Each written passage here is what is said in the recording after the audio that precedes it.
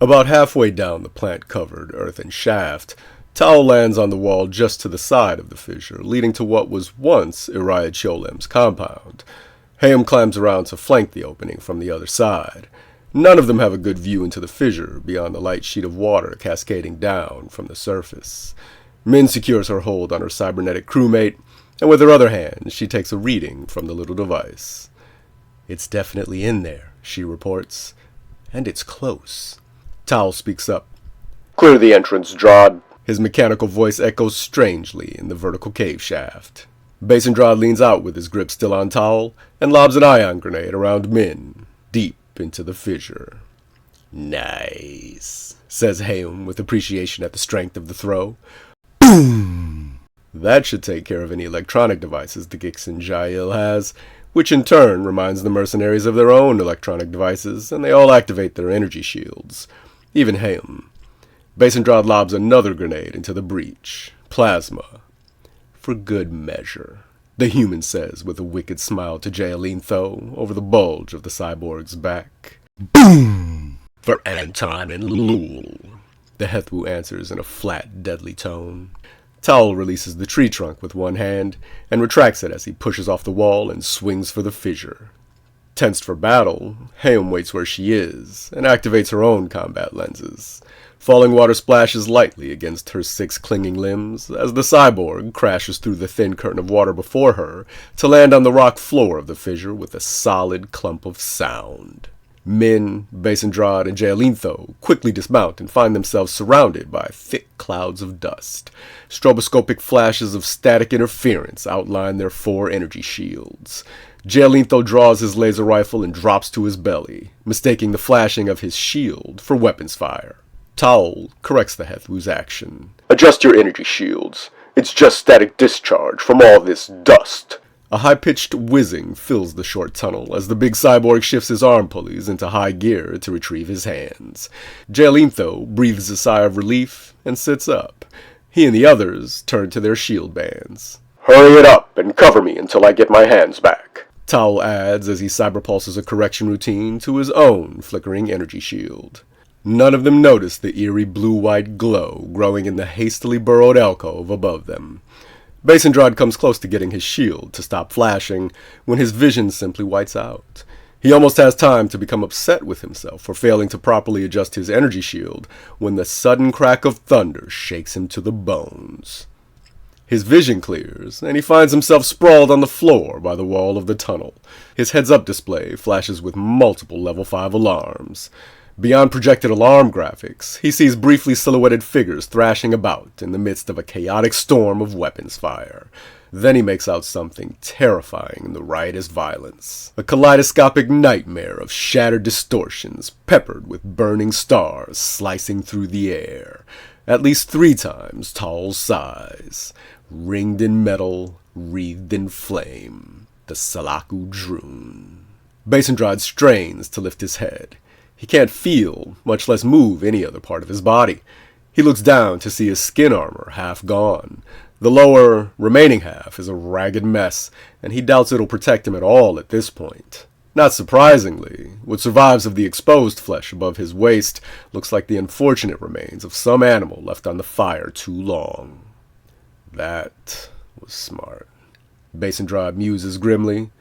Attack while we adjusted our shields, while our defenses were down. Must have somehow cracked my hard case, too. Set off my grenades. Basendrod rests his head back on the ground. He is tired. So tired. Somebody get that bastard for me, he mumbles. Then he blacks out. Sushila Min just sits there, stunned, petrified. That lightning bolt, she could call it nothing else, obliterated Basendrod. That was all she saw before the explosion of light and sound that followed knocked her senseless. When her vision returned, Min was on her ass. Drod was in a twitching, smoking heap at the side of the tunnel, and the Salaku Droon was among them like some twisted manifestation of Mrin the Deceiver himself. Sushila Min was towards the entrance of the cave, farthest away from Basendrod when he got hit, but Towel was right there, right next to where the lightning struck. The lightning and the devastating explosion that erupted from the hard-case Andrad's chest tore the cyborg open like an aluminum can and threw him hard against the opposite side of the tunnel. It frightens men to look at him now. His entire left side lay exposed, split and rent, scorched, and malfunctioning. The melted ends of thick-skinned hoses dribble black liquid with each pump of his mechanical heart. Sparks snap and leap from hundreds of strands of compromised wiring. The .50 caliber machine gun on his left hip won't fire, and his left arm spasms fitfully upwards at the shoulder, and the only thing his left leg will do is drag. Still, Towel remains in the fight. His hands had returned just before the lightning struck, and now he faces the Gixin Jael as best he can, blasting the creature with a continuous beam of focused annihilation from the laser cannon on his right arm. The air in front of him ripples with waves of heat, but impossibly, Towel's beam, for all its intensity, slides around the monster harmlessly. An erratic flow of bending light spun and redirected right back at Towel. It is incredible. Struggling to make sense of the spectacle, Min shakes her head to break her paralysis. "Focus!" she chastises. "See the truth in front of you!" She lowers her gaze, rubs her eyes, allows a second to pass, and looks back up with the pure sight of a centered mind. She remembers her research, remembers the analysis of the Slaku Droon's favorite tactics. Then she tries to steady her breath as that information gives shape to the current moment. A slip field. It has to be. Prohibitively expensive to manufacture, slip fields are highly restricted, cutting-edge Nevigaim tech. Most Gixin Jael don't even know such things exist, and any non-Gixin found in possession of technology this rare gets arrested on sight, charged with conspiracy, then executed following a complete mind probe. And no wonder. Seeing the slip field in action is amazing to behold. Like magic. Heum, Min hadn't even noticed the Lineche enter the cave. Heum and Jaelintho had both overcome their dumbstruck feelings of disbelief quickly, and now picked their shots with care. But nothing they can do can breach the Gixin Jael's defense. Their pulses and beams just get drawn around the monster in tight, glowing arcs of rage, only to leap out again for a continued assault on the mangled cyborg, who will, in all likelihood, be completely defenseless against the creature before too long. And as for the Slaku Droon, since its attack began, it hasn't relented, using the momentum of its surprise to dominate the battle, confusing its foes with a bewildering combination of flashing lights, reflections, and visual distortions, while constantly changing the spread of its fragmentation and the location of its floating armory. The uncertainty of its presence, the unexpectedness of its movements, and the ever-changing points of origin for its attacks the monster uses to control the enclosed space while blocking any attempts to go further into the cave. Tactics so effective, Heum can't mount more than a desperate defense, when normally her speed and agility would allow her to dictate the flow of the encounter. And even though Heum is too fast for the Gixin Jael to actually strike in the wild melee, the monster keeps effectively neutralizing her close combat efforts by using its warping to manipulate the apparent size and shape of the cave to stay well out of reach of her flashing blades.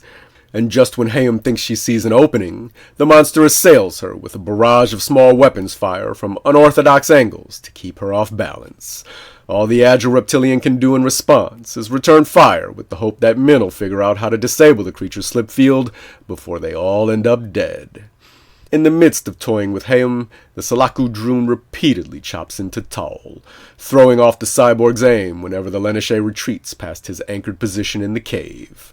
Towel had deployed rocket-fired pitons from his one operational leg into the ground after the grenade blast threw him into the cave wall, so he never lost his footing. But now his system's fluids run low, and his hydraulics smoke from the heat and strain of keeping himself upright against the brutality of their great foe. A dense bluish haze and the heavy stink of ozone add to the choke of dust in the air as Towel's energy shield shows the early signs of imminent failure, rippling and buzzing loudly with each absorbed blast. Nevertheless, the cyborg's spirits are high. Combat is his great love, and Towel gleefully taunts the Gixin Jael with a steady stream of curses and insults to the creature's size. In the meantime, being nowhere near fast enough to avoid the Slaku Droon in this relatively close space, Jaelintho has done nothing since the fighting began but get thrashed. Undaunted, however, the staunch Hethwu keeps getting back to his feet. The amphibian's laser assault rifle, on the other hand, is not so tough. It falls to the cave floor piece by severed piece as the warrior uses it in desperation to ward off the Gixen Jael's Zero Blade, while the monster swings repeatedly for his head. Immediately following the final swing of the blade, a cutting blow from one of the Salaku Droon's angled edges launches the Hethwu through the air yet again. The battered amphibian crashes into the cave wall, then crashes to the ground. He utters a short curse for the loss of his laser rifle and scrambles through the confusion of dust and noise and light and shadow and bodies in combat to find cover behind his cybernetic comrade. There he makes a quick survey of the battle and draws his two NXT kinetic spears. These high-end, short-clip small assault cannons, designed by Nextech for Hethwuthu infantry units, boast large, dense rounds, propelled by an electromagnetic firing mechanism that can rip through most modern tank plating like a hot spike through rotted wood. Sleek and compact, the weapons are just small enough for Jaelintho to manage one in each hand. The Hethwu finds a good grip, rolls to a knee, and with both guns held at arm's length, he searches for his shot around the side of Towel's mangled leg. The Salaku Droon doesn't seem to notice, or care. A massing of its warped polyhedra chops into Towel once more, causing the cyborg's arm-mounted laser cannon to shoot wide. 4 meters away, Hayum drops to her belly and rolls toward the cave's mouth to avoid the errant blast as the cyborg's beam draws a bright orange line along the cave's walls and floor. Without pause, the great Gixen Jael unleashes a torrent of weapons fire in Hayum's direction. Pulse laser blasts kick up a small field of splashing molten rock in the reptilian's wake as she changes her direction mid-roll, kicks up into the air, somersaults, springs off the wall back into a roll, then rises in a fleet-footed evasive maneuver with her plasma pistol on full automatic as she returns fire at the Gixen Jael.